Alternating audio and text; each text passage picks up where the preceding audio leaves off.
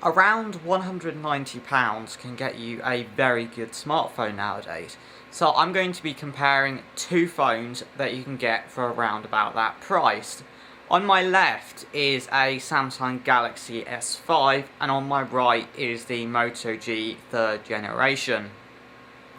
So once again the S5 is on the left and the Moto G is on the right. So I picked up the Samsung S5 for around about £160 and the Moto G new for I think £190. So in terms of specifications, the Samsung S5 has a quad-core 2.5 GHz Crate 400, whereas the Moto G has a Cortex A53, which is quad-core and 1.4 GHz. So the Samsung has a slightly higher clock speed, 4-core CPU, so I'd expect the performance to be a little bit better than the Moto G. They both have 2 GB of RAM, and the S5 has a 1080p display as opposed to the 720p one on the Moto G. Both these phones have 16 GB of storage as well. In terms of the front-facing cameras, the Samsung has a 2 megapixel, whereas the Moto G has a 5 megapixel. If we just look at their back-facing cameras, the Moto G has dual LED flash, whereas the Samsung only has a single LED flash.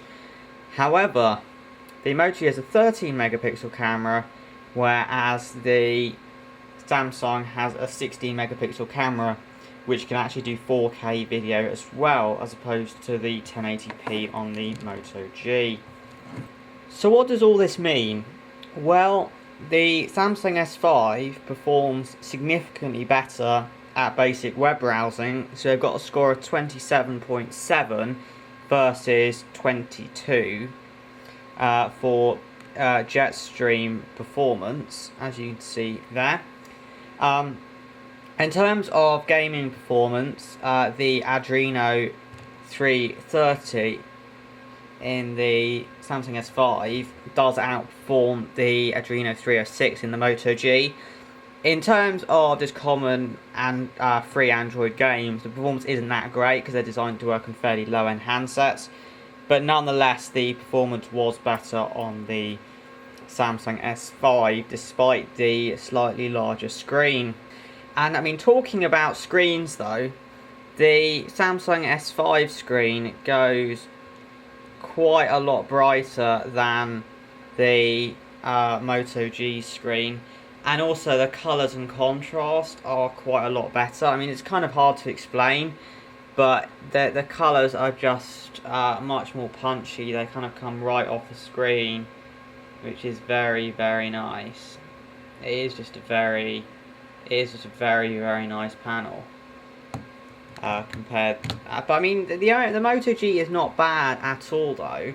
I mean, they are both quite good panels. It's just the Samsung one has the edge, and also being 1080p, the pixels are smaller because, as you can see, the screens are almost exactly the same size.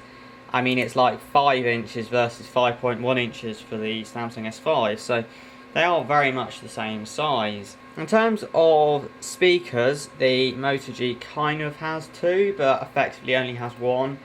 So the top one's only for calling and the bottom one's for sort of media audio, whereas the Samsung has just a back-facing speaker there. So yeah, the Moto G does win for sound quality. That is kind of for certain. I mean, the Samsung probably has more clarity, but it doesn't have, it can't do sort of bass, and also volume wise the Moto G wins there. So I guess now onto cameras. Well, in terms of the back facing cameras, the Moto G probably does actually win, especially in low light. It tends to aim to keep the detail rather than to have a clean image, which the Samsung does, which results in a very noisy image. In terms of the camera apps though, Samsung has way more features. So if I just pop in there, you can see all these different exposure options and picture settings and all that. whereas the camera app is about as basic as it gets. So you can see all we really have is these very basic controls, and you can just basically change the exposure, and that's about it. In terms of front-facing cameras, it's probably the Moto G's camera that wins. It seems to be able to cope with very low light without any trouble at all.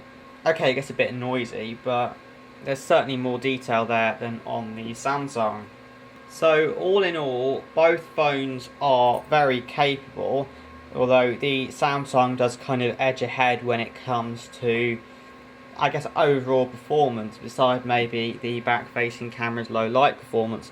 And I guess just a final thing to note is that the Samsung S5's cover can easily be taken off, so you can very easily gain access to the battery there and replace it, whereas on the Moto G you can gain access to the back, yes, but you can't actually replace the battery on it.